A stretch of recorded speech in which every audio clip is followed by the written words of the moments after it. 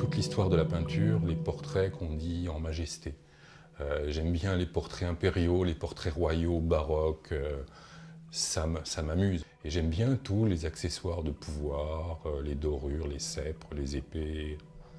Et d'abord, j'ai toujours aimé la peinture médiévale, même s'il n'y a pas d'influence médiévale, si ce n'est quelquefois les couleurs très pures, les bleus que j'essaie de retrouver ou d'utiliser.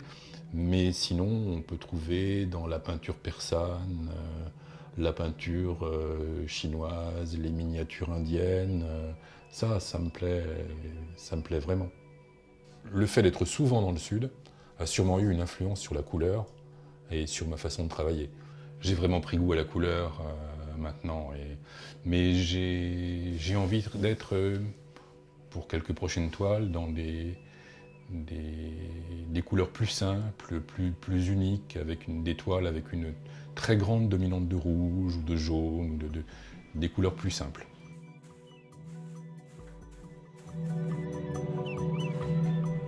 Donc ça, c'est le premier stade qui est déjà sur la sous-couche de la toile.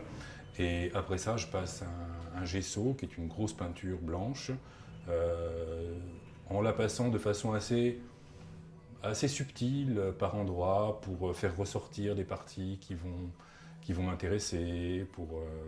Et après, je regriffe, je frotte, je gratte pour avoir un support qui est un petit peu, retrouver quelque chose un petit peu qui tient de la fresque un petit peu. Donc on voit les petites ébauches de ce qui peut devenir ou ne pas devenir des toiles. Par exemple, ça, je pense que je vais en faire quelque chose. Et ici, pas celle-ci, mais là, on a le sujet de cette toile. Ça, c'est le petit croquis que j'ai fait, et c'est à partir de ça que cette toile a été faite.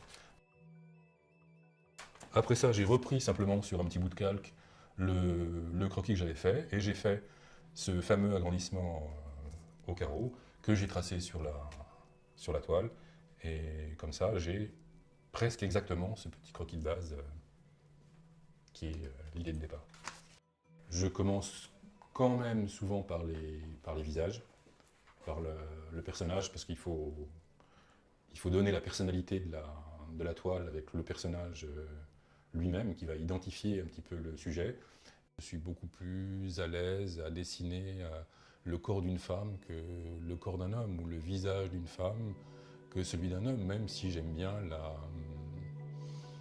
les mouvements puissants, les muscles puissants, mais j'ai tendance à prendre ces formes, peut-être un peu masculines, et à les donner aux femmes.